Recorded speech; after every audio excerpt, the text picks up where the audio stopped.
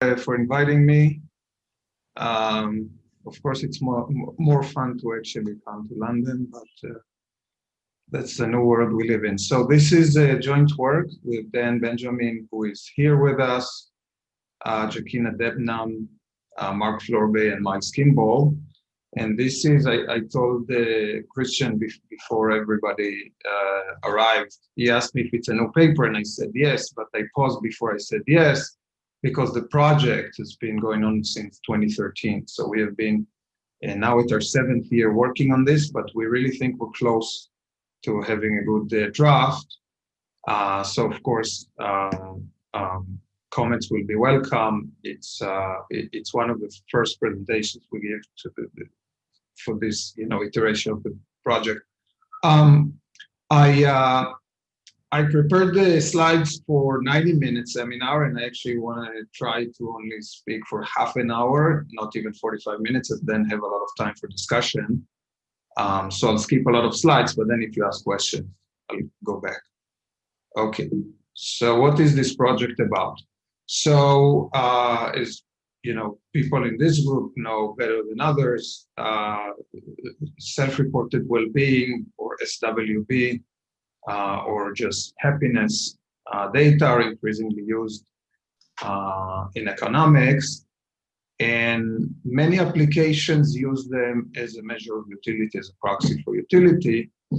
But the interpretation of the results of specific applications often depends on which notion of utility we think SWB data capture. So let me give you a simple example.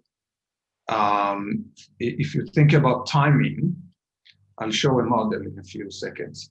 You can think about flow utility, or utility in this period, versus forward-looking utility, so utility in this period and all the future periods with the right discounting, or lifetime utility, the flow of instantaneous utilities over the entire lifetime.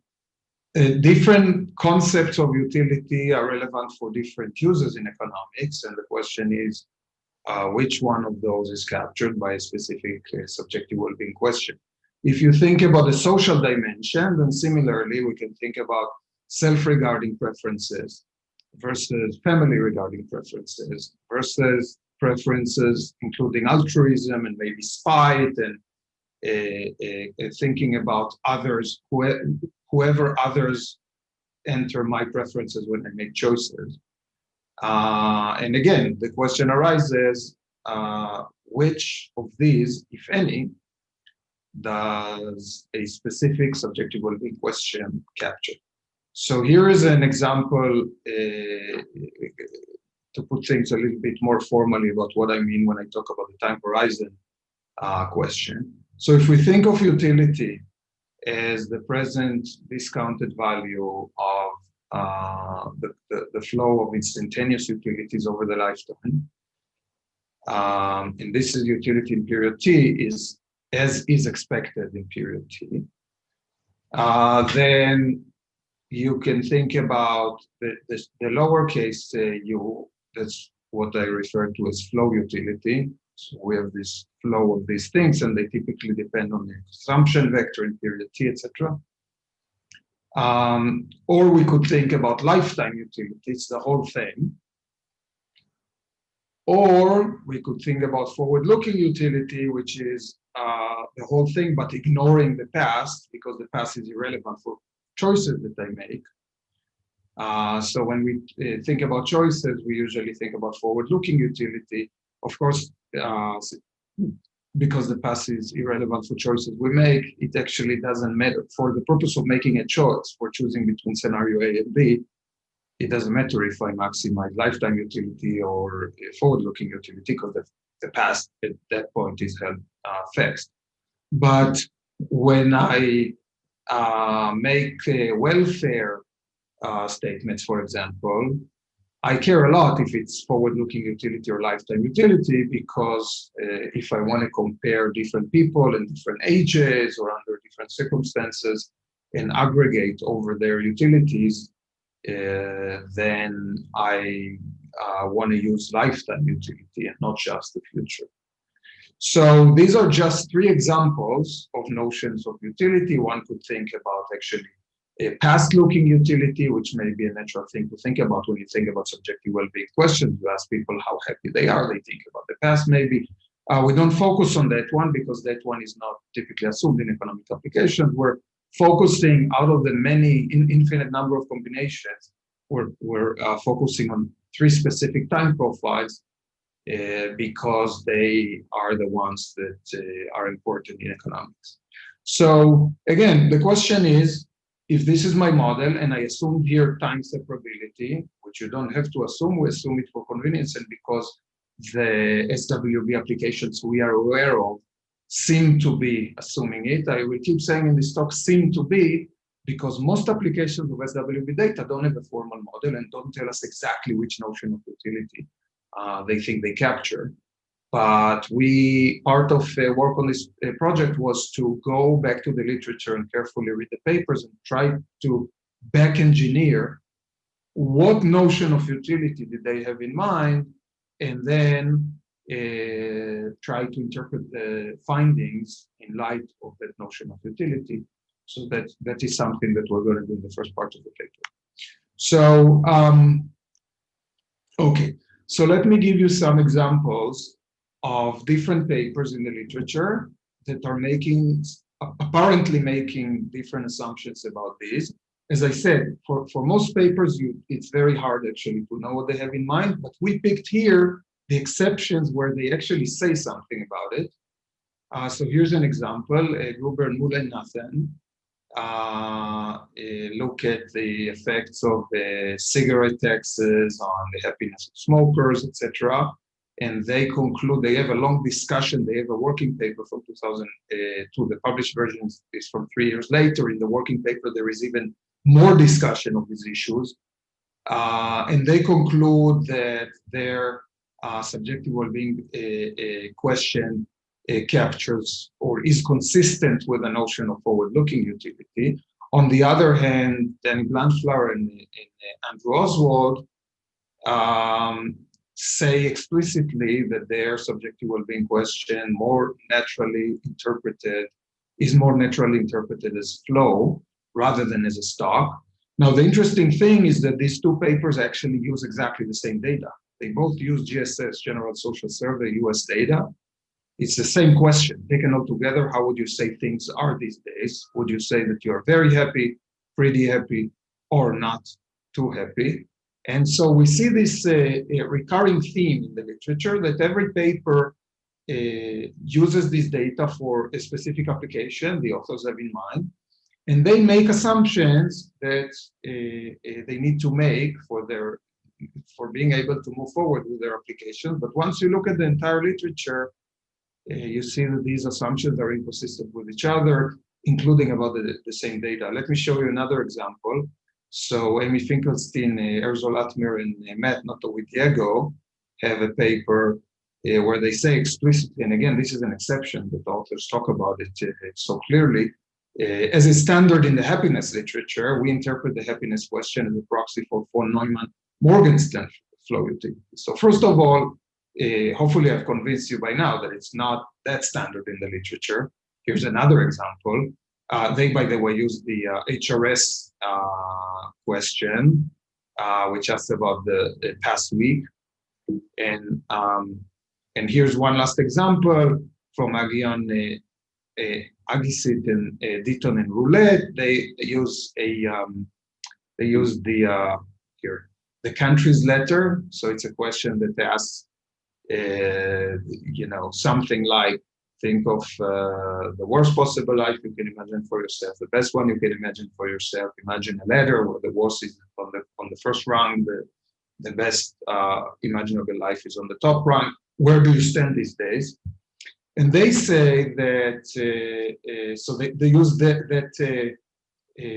they use something like that, and they also use a life satisfaction question from the breaths, and they say life satisfaction is captured by the expected discounted valuation of an individual's future earnings. So again, forward-looking utility.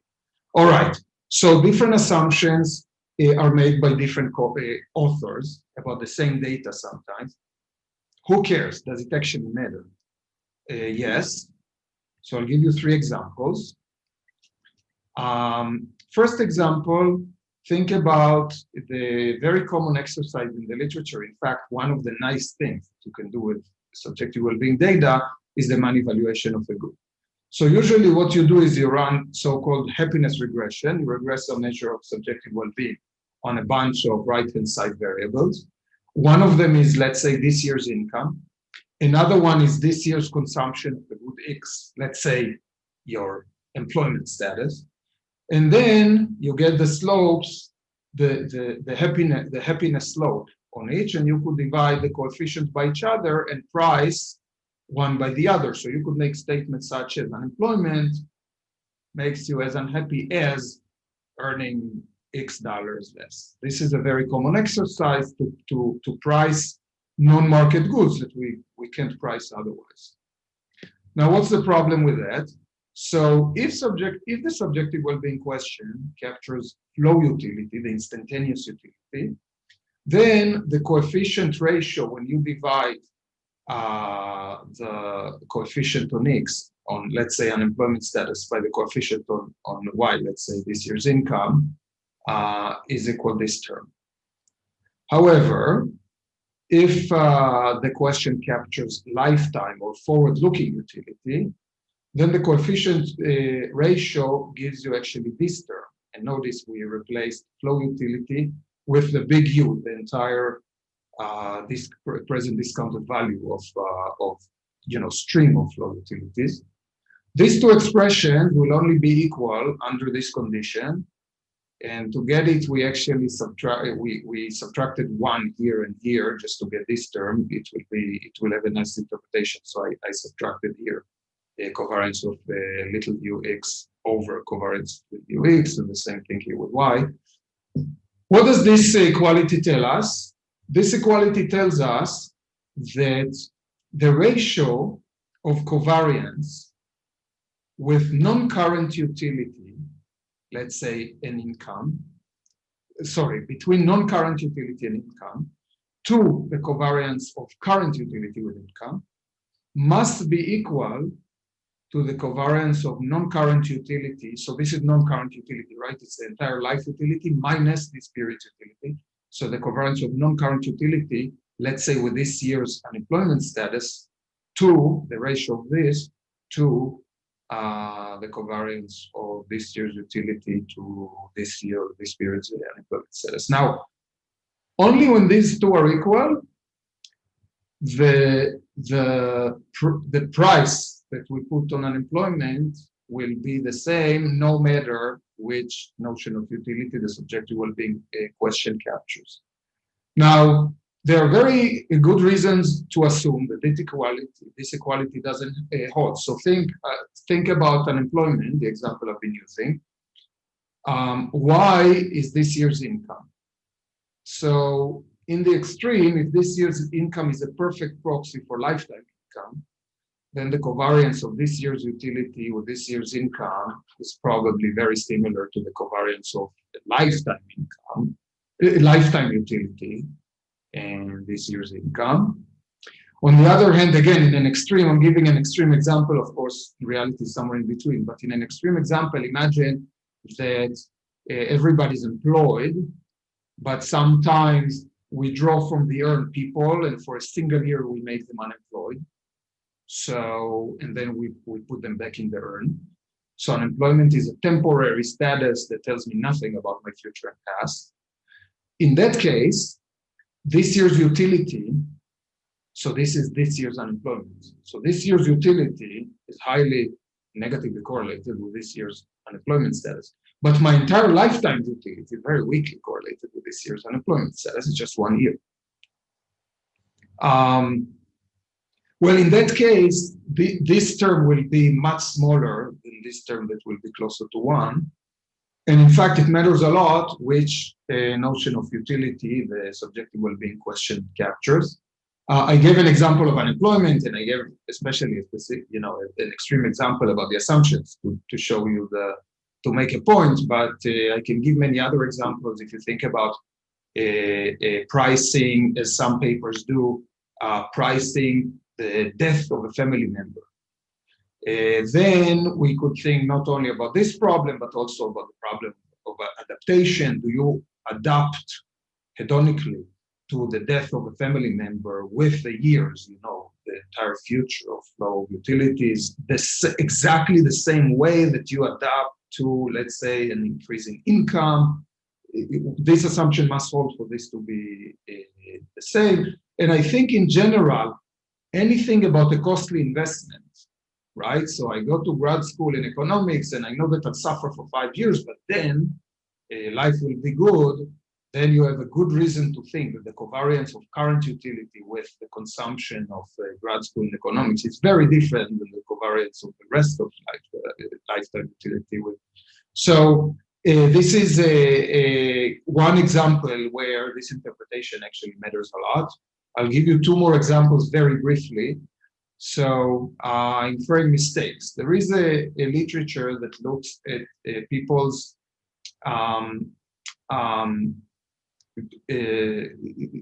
ask people to do something different from what they usually do, and then it makes them happy.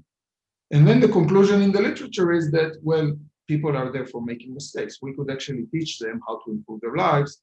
For example, I think one famous example is this paper where people were given money, I think, before they entered the coffee shop, and some of them were asked to spend it on someone else, on a stranger. Some were spending it on themselves.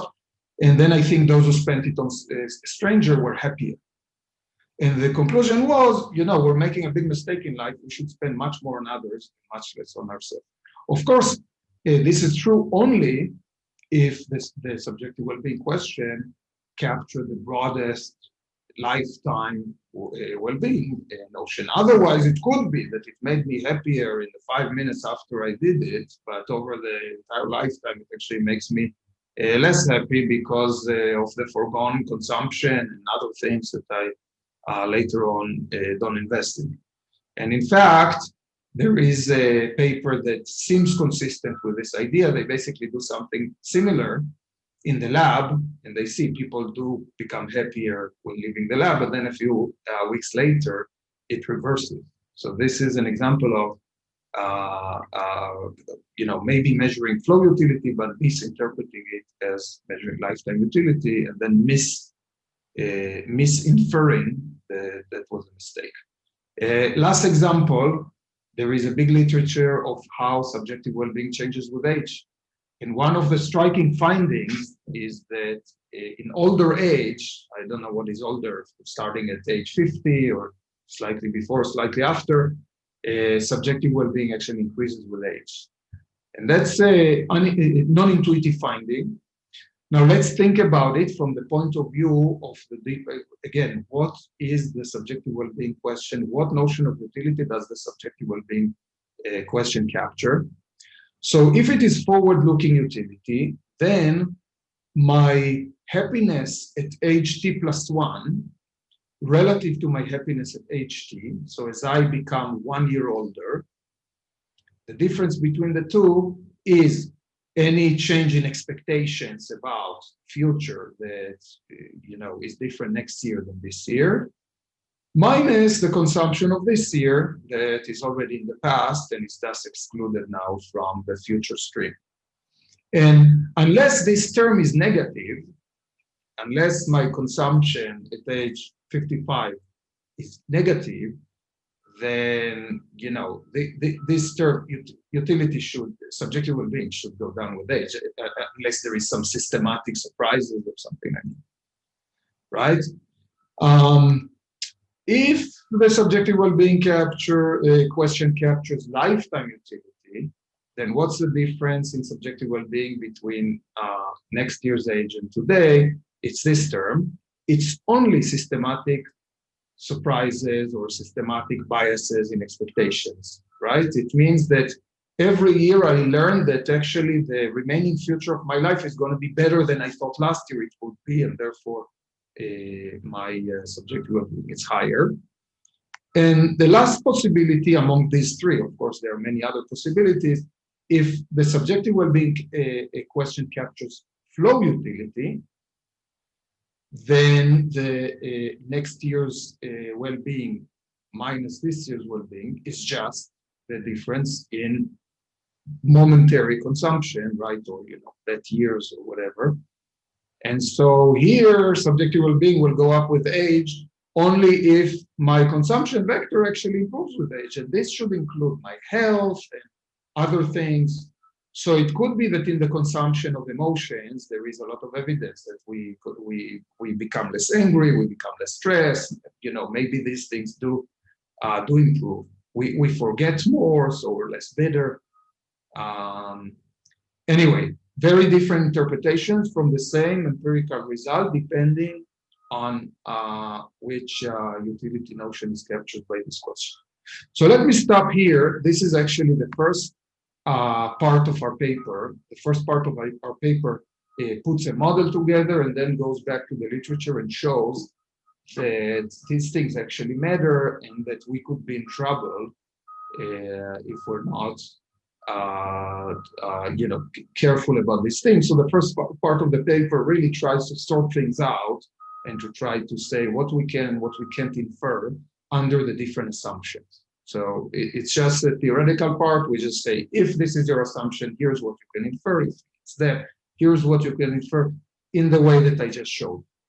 The second part of the paper is going to be an empirical attempt to shed some light on the question, okay, so for specific questions that have been used out there, for example, the question from the GSS, for example, the leather question, for example, the life satisfaction question, which of these utility notions, if any, does that specific question seem to capture? And here, in that part of the paper, we do something that we haven't done before. We go to a large-scale pool of respondents online, and we do the following. We ask them one of 8 subjective well-being questions. Each respondent, we have 3,000 and we have 8 questions, so we have around 400 respondents, slightly less, 360 respondents per question. We ask them a question, just a subjective well-being question, just like in these large-scale surveys. But then we ask them a sequence of questions about, hey, when you just answered this question and gave an 8, what did you think about? And I'll show you exactly what we asked. And we try to learn from that which time frame they had in mind, the past, the future, the entire thing, just this year.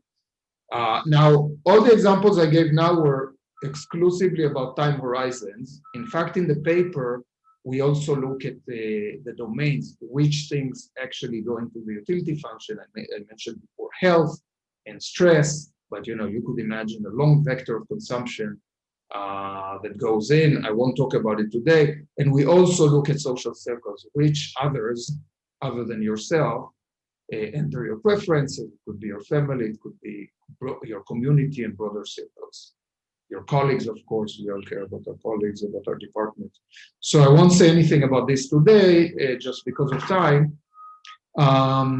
Okay, so let me, just a second. All right, so I'm going to try to spend, 10 minutes on showing you the second part of the paper, giving you a sense of what's going on there, showing you some results, and then hopefully the rest can be questions and discussion, and then I may go back to some slides. So this is our web survey. We ask people, in this case, a life satisfaction question, standard one that we copied from the standard surveys. People give a number. And then we tell them, many important surveys ask people this kind of questions, but little is known about how respondents respond. The purpose of this study is to better understand how people reason when they answer this life satisfaction question. This will help researchers, etc. And then we ask them things like, and we always show them at the top, we remind them, this is the question we just asked you, this is the answer you gave. And then we ask them things like, in this case, people often attribute an equal importance to various aspects of their life. When answering the life satisfaction question, how much weight do you think the following aspects of the situation had on your answer? We ask them not to use this in relative terms. I can say something about it later. And then we give them domains of life, income and financial security, having many possibilities in life to choose from, hobbies, sense of purpose, etc. This is one example.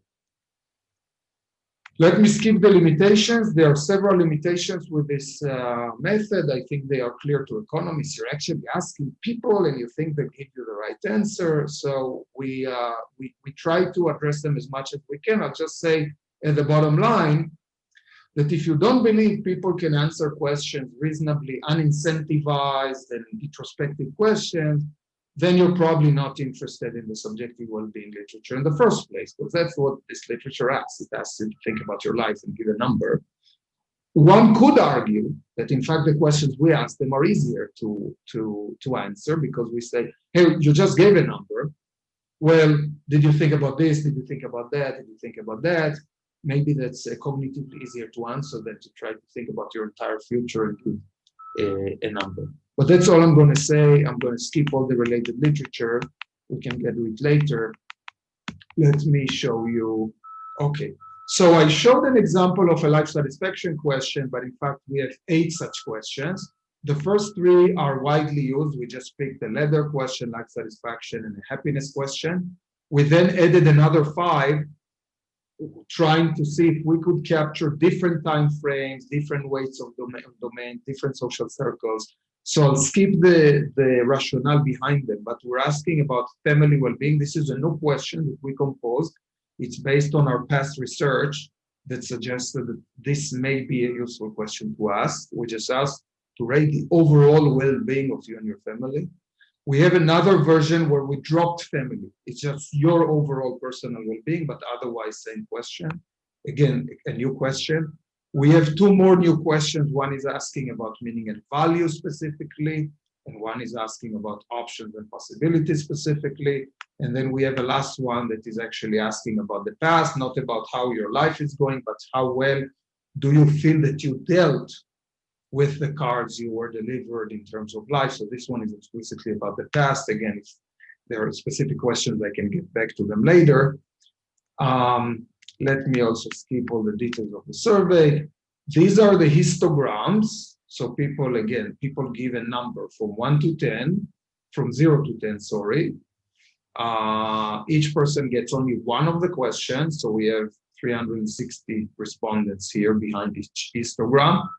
The histograms look familiar. Most of them, the median response is, the modal response is 8, as is known in the literature. Not all of them. People are very reluctant to give numbers below 4. Okay, let me jump. All right, so here is one example of the 360 more or less people who got the leather question.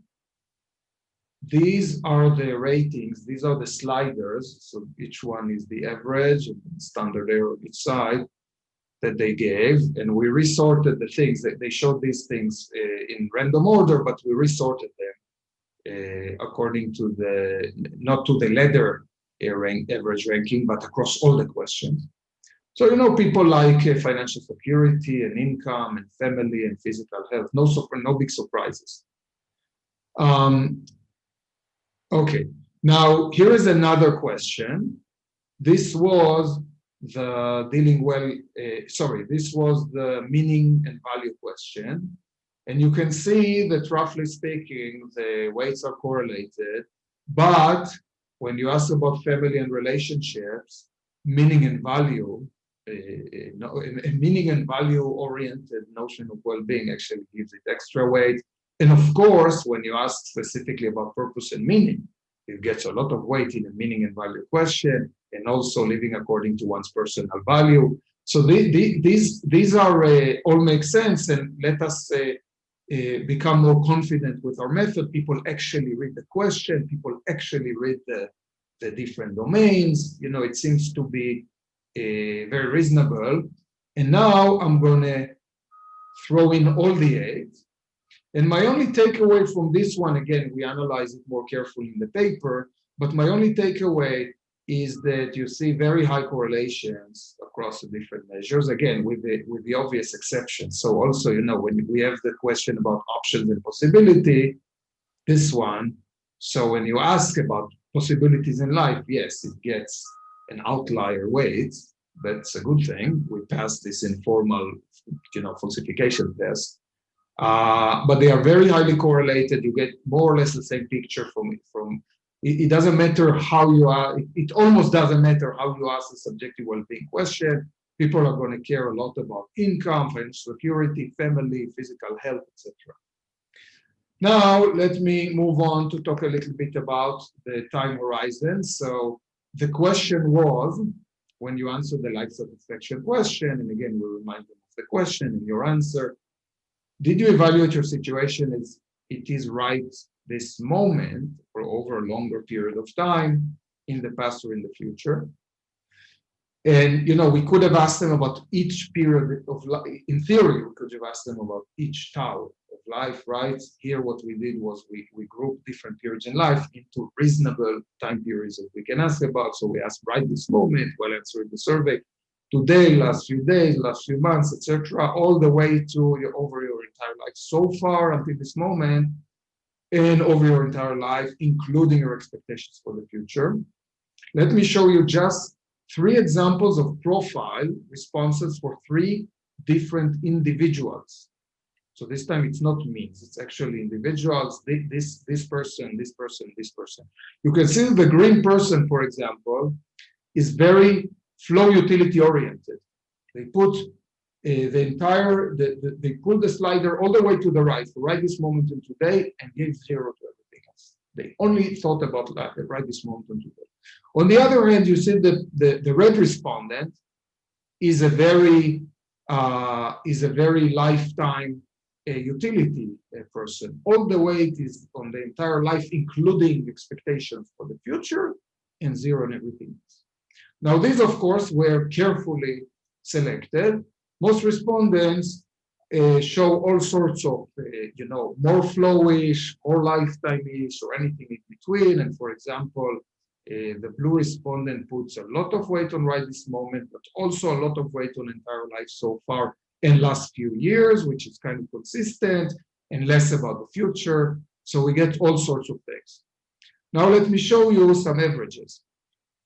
So these are now the 8 subjective well-being questions, and we can see several things. First of all, we can see that they use much less of the scale relative to the domain. So in fact, there is much less disagreement between respondents on the time profiles, even within a specific subjective well-being question. And we also see much more variation than we saw in the domain. So let me give some, let me give some specific examples.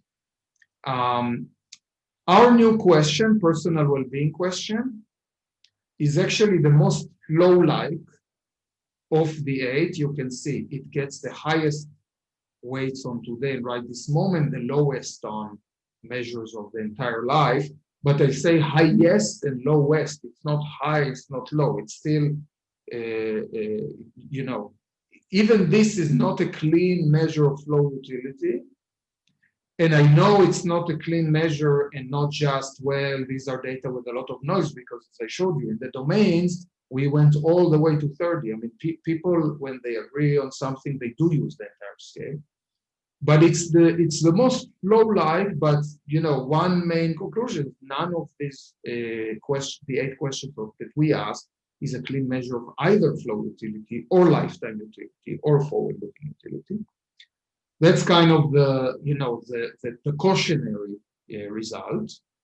The hopeful result is, however, you can tweak the wordings of the question and actually get very different time profile, which suggests that maybe if we go back to the drawing table and rewrite subjective well-being questions, we may be able to nudge respondents towards a desired interpretation and a desired time profile.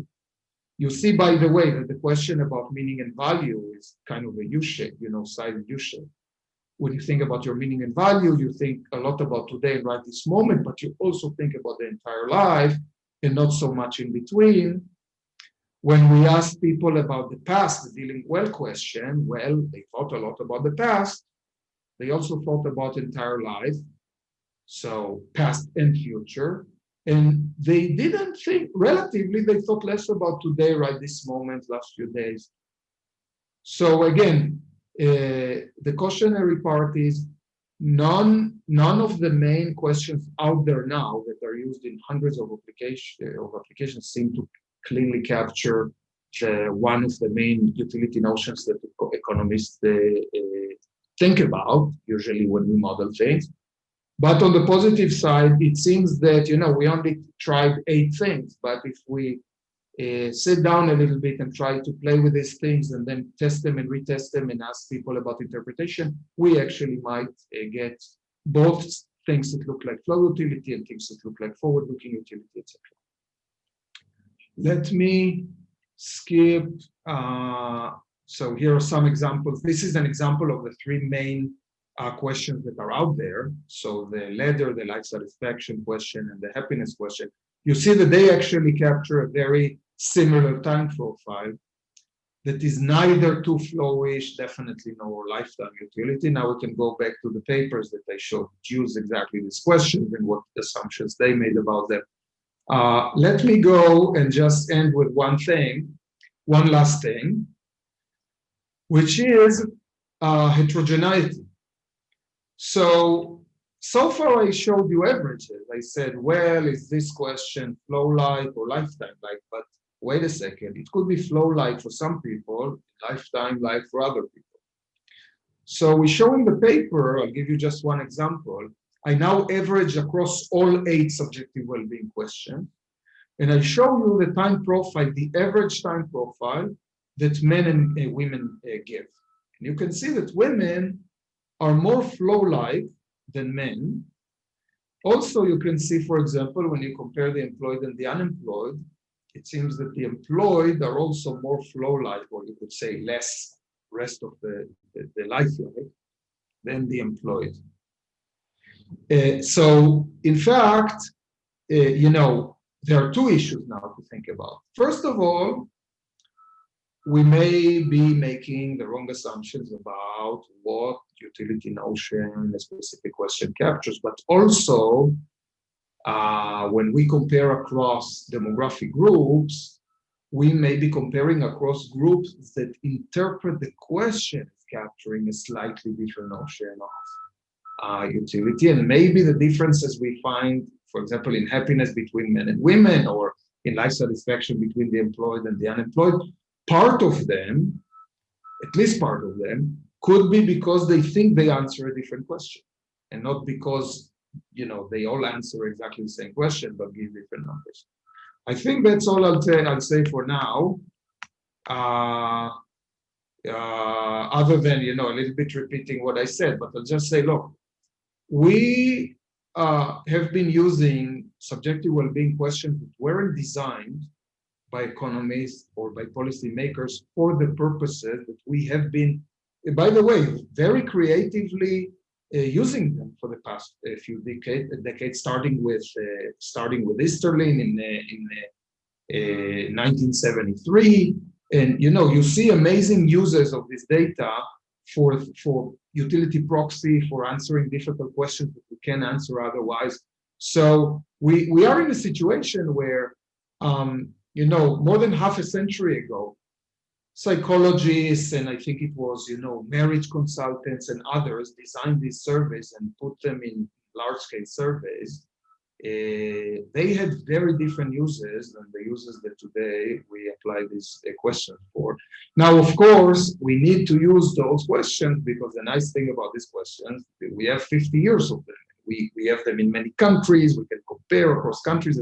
There is a very big sunk cost here. There is a very big investment that keeps us from changing these questions all of a sudden tomorrow and starting new time series. But we think that we convincingly show in this work, it comes with a big price. Those measures that weren't designed to capture a specific utility notion that economists care about. It happens that they also don't capture this measure that we, wouldn't it be nice if they happen to also capture these notions that we assume? We think that they don't, and they also do so differently for different demographic groups. So we propose, we have 3 practical implications. Of course, keep measuring, keep the time series going, don't stop them.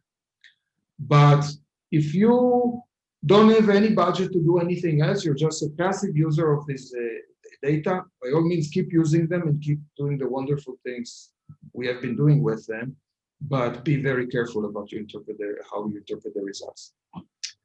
If you have slightly more budget and you can run your own question, your own survey, then we propose, and we have started implementing it in our own work, to be more specific when you talk to people. Don't say how happy these days, be more specific. Tell them which time horizon you have in mind. Tell them which social circles you want them to think about. We have strong evidence that people respond to these instructions, and then you may get both more, you will get answers that sit better with the utility concept you want to capture, and you may eliminate some of the heterogeneity across groups in how to interpret the question. And the last practical advice that we give, if you really have the big money, if you're a statistical governmental agency or a body like Gallup that runs large-scale surveys, consider to also add questions like ours after you asked your subjective well-being question, and then you could draw these time profiles and actually have evidence, direct evidence on how your question was interpreted, and then interpret the findings accordingly. That's all I have for today. Let me, of course, thank all of our funders and research assistants, and I'll be happy to have a discussion now.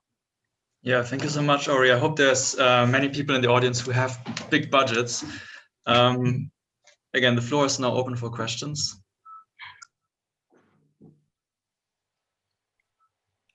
Can I start jumping since nobody else jumps into the question? Thank you very much. That is super interesting. That is actually a question that was interesting, that I do find it very important to pursue. Can I please ask you to go back to a slide where you showed us the time span? Which one of them? Yes, this one. This one is super good. So I was wondering, when you were asking people to rate which moment they were thinking about, for each of those, they gave you a number between 0 and 100, right? Yeah. So when you sum them up, they don't sum up to 100. So you cannot interpret this as a kind of which share of the attention they spend on each of the... Right, so I'll show you the question. This was a design decision that we made. We actually thought about it for a long time, and eventually we made this design decision, and we instructed the people. By the way, we didn't give them numbers at all, right? So not at all and a lot. And we say, when you decide where the slider belongs for each time period, consider the importance of that time period on its own and not in comparison to the other items of the table. Now, an alternative approach would have been to force them to let's say, distribute a given number of chips among them or something like that. We didn't want to do that because we didn't want, there are advantages and disadvantages for both. Yeah. Had we done that, we were worried that people will feel that, they have a certain budget and they have to spend it, where in fact the design sometimes forces you to spend it. But we thought, there are people maybe who didn't think too much about either of these. They thought a little bit about today and then nothing else. So, it may sum to less than 100, or some people that felt that they really thought a lot about all of the, someone who thought a lot about all of them, or someone who thought a little about all of them, we won't be able to tell them apart, etc. So we thought we'll do this, but what we do in the paper for robustness checks is we do several things. One is we can reweight individuals when we calculate the averages by demeaning, dividing by standard deviation, or basically for people who use a lot of the scale and just a little of the scale to give them similar weight. The other thing that we can do is we could try to do it for you. Now that you gave us the answer, we could remobilize them, right? So, I mean, it's similar to what I just said. And it doesn't matter. It doesn't make a change in our data. I'm not saying that had we collected them differently, we would have gotten something else. But yeah, we could imagine, you know, with unlimited budget for ourselves, we would do it both ways and see if it matters. And also in the same picture, so you show confidence band. Is that 95% confidence? No, these are standard errors. I thought I said. Okay, sorry, maybe I missed that. Yeah, yeah. So if you want 95 confidence intervals, roughly double them on each side. But they seem very, very precise. I found it very surprising. It looks like people are understand in a quite similar way how, so even for the green one, the most left one, say standard, if you take 95 confidence intervals, that would be what, 10 points span? So people are very similar, 95% of, and given you have what, 400 respondents for each questions. Well, so you know, I agree with you, but I'm not that surprised. We asked this specific question, this one, ask them specifically how you dealt with the past. So I'm not that surprised that, you know, on average, they gave 70 to the entire life so far. I basically asked them, if you remember the question, I say, you know, different people, their life throws them in different places, thinking about the past, how well do you think you dealt? So thinking about the past, so, you know, they put some weight on the past. In fact, you know, we don't get a lot of, I mean, in many cases, we actually don't get a lot of variation. So, for example, if you do think about the three general, the common ones, there are literatures that say, well, you know, happiness is an affect, it's about emotions, it should be about now. Life satisfaction is by definition about the entire life, it should be more about life. Actually, we don't, you know, maybe happiness is slightly more about now, but this is not significant. But we can, so I guess what I'm asking is, can we take it as a supporting argument for the fact that people answer these questions in a kind of similar way, so that they're comparable across people, because the variation doesn't seem to be massive? Yeah, so you're saying in the time profile, you're saying that in the time profile, so we have to be careful. This shows that in some sense, it's not exactly true, but it's roughly true that it doesn't matter which of the three you ask, you'll get a similar time profile. But remember that different demographic groups do give you somewhat different time profiles. So be careful when you compare across people. I see. And if I can occupy you for 2 more minutes, I guess there are more questions, but I promise I'm going to be very quick. About the live domains. So you asked them how important they think about the live domains, but did you maybe also ask them their satisfaction with that live domains, so that you can kind of double check then how satisfaction with domain is correlated with overall life satisfaction? Yeah, no, we didn't. We thought about doing that. We didn't. It's again a design decision and you know, a trade-off, but it would be interesting to try to do it. Thank you very much.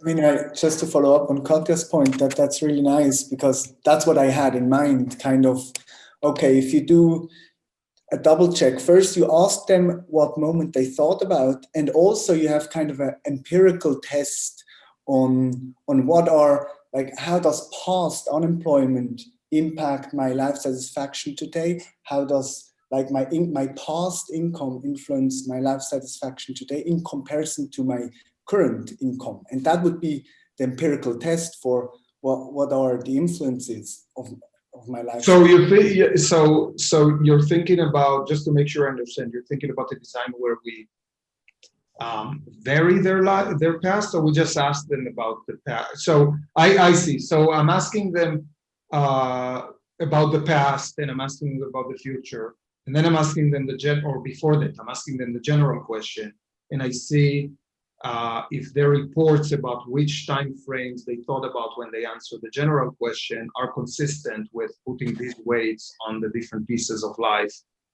Yeah, that's a nice. Actually, I'm not. It's really nice to see that what you presented. I'm not that surprised that you find this variation. Of course, people think differently about different time spans, also depending on what they experience in life. If if I fall in love, I won't think about the future, I won't think about the past. It's all what happens in the moment is the thing that occupies. Yeah, so this one, I agree. So this one that we're seeing now, this is the first thing that came to my mind. I thought when you're unemployed and you're asked about, life, it's better to think about the past and the future, not to think about today, because today sucks. And so that was, my first, I thought this makes sense to me, that the unemployed think more about these other periods than about now relative to the employed. But that is part of the experience. If I'm unemployed, it's hard. Or if I lost my loved one, if the death of my spouse, it's hard to think about anything else in the future. It's that is part of the phenomenon. So of course, by losing my spouse, my way of replying to that question changes. So what you're capturing is part of yeah. So I think you're pointing to a problem of a problem that we discuss at length actually in the paper, of the distinction between interpretation and preferences. So it could be, one interpretation is my discounting of the future and past didn't change, but I understand the question to be asking about different parts of the different time profiles. The other interpretation is, no, when something happens, your preferences change, and now you discount the future more, or you put less weight on today. It's just a preference. And the two, of course, the two matter, because when I say you can't compare, I'm saying, well, they have different interpretations. You're saying, no, maybe they interpret the question, maybe the question captures preferences perfectly for the two groups. They just change the way they discount the future. I completely agree with you. We discuss it in the paper, and we acknowledge that we can't tell the two apart, and therefore we try in the paper to make statements that are robust to this issue. For example, when I said,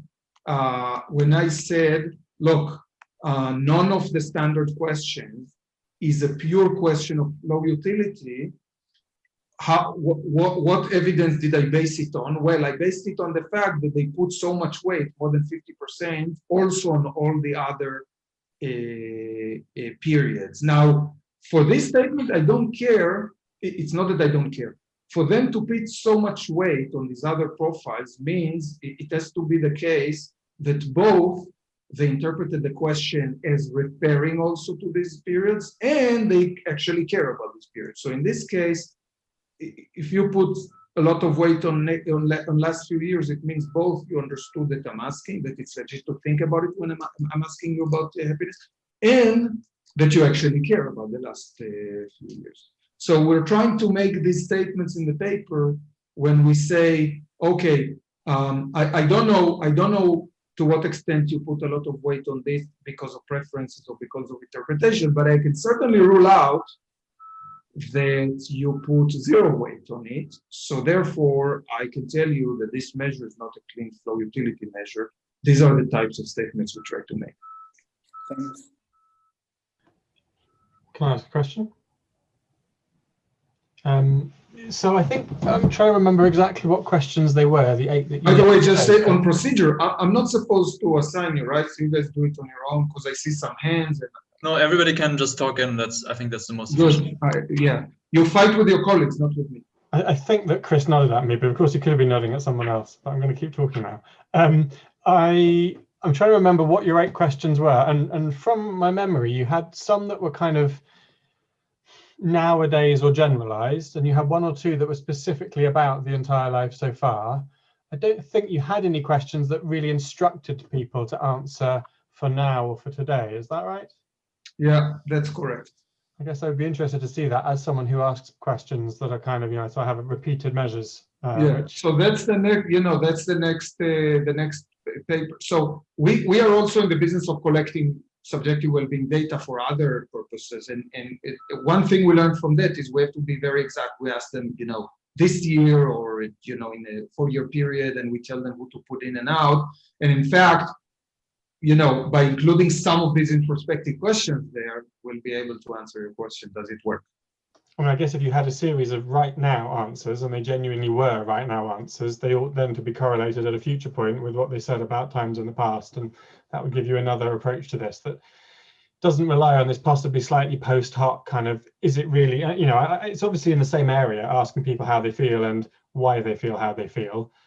But I'm not sure it's quite the same thing. And, you might think that actually people can't really introspect. They didn't necessarily entirely know how they answered. And so perhaps they're kind of, they're working backwards and thinking, well, I should have taken this into account. It'd be interesting to see if they, they really did. I agree. Hi, Ori. Can I follow up on some of these questions about different groups giving different, in particular time, but also domain answers? I think slightly more generally, I would expect for psychological reasons that less happy or more happy people would have different distributions. If you look at the correlation between life satisfaction and the domains, or life satisfaction and the time periods, you might expect people who are less happy to have, in general, a smaller scope of what they take into account. Yeah, so that's something we discussed, and I'm trying to remember if we looked at it, but I agree with you that it would be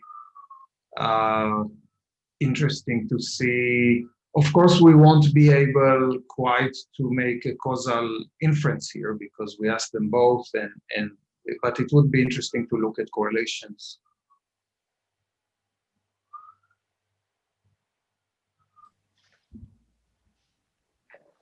Any other questions?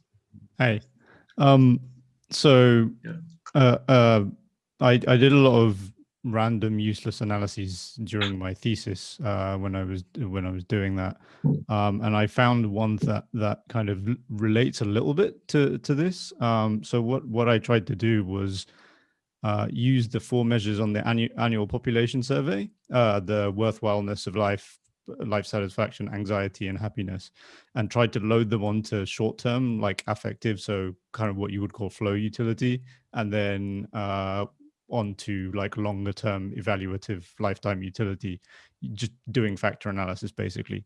And so I just pulled it up, and what I found was what you might expect is that most of the loading for anxiety went to the present, so like flow. Most of the loading for life satisfaction and worthwhileness went to cognitive or evaluative, but happiness. So the question in the annual population survey asked for your happiness yesterday, but that seems to load about equally onto cognitive and affective. So it's kind of split between flow and evaluative. And I wonder whether that means, I know you got slightly different in your results because it seems like all of the measures approximately look kind of the same, but I wonder whether it means that the happiness question is maybe more sensitive to wording than so remember that the happiness you're talking about a very different I'm just trying to show the question. So there's a lot of happiness questions out there, but there is the one that is quite explicitly affect, because it asks you much of the time, I think it's much of the time, yesterday you were happy, you felt happy, would you say yes or no, right? Something like that. And then how about stress? How about joy? How about depression?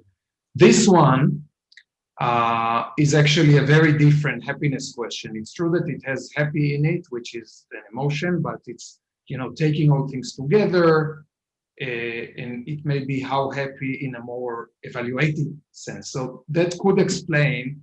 In fact, here, in some sense, I have 3 evaluative questions that ask, a broad thing about life. But either way, I would be, send us your yeah. I it may not have been that useless after all. So we'll be happy to look at it. Yeah, thanks. I'll send you an email. Ori, you said you had a couple of questions where you basically, or items where you sort of asked more precisely about the time frame than the general question. So did you, in your paper, did you try to see whether, when you monetize something, whether it makes a big difference? For example. When I what? When you monetize something like an intangible, does it make a big difference? Wow, that's a good question. I don't think I can. That's a very good question. So I would need for that to both, so to ask a vague question. So tell me if that's what you have in mind, you know. Half the respondents give them a vague question, half of them give them a very precise question, then try to price unemployment and see. No, we haven't done any of that, but let's say this is actually a very nice idea. So we could do it. Yeah, we'll have to think about it.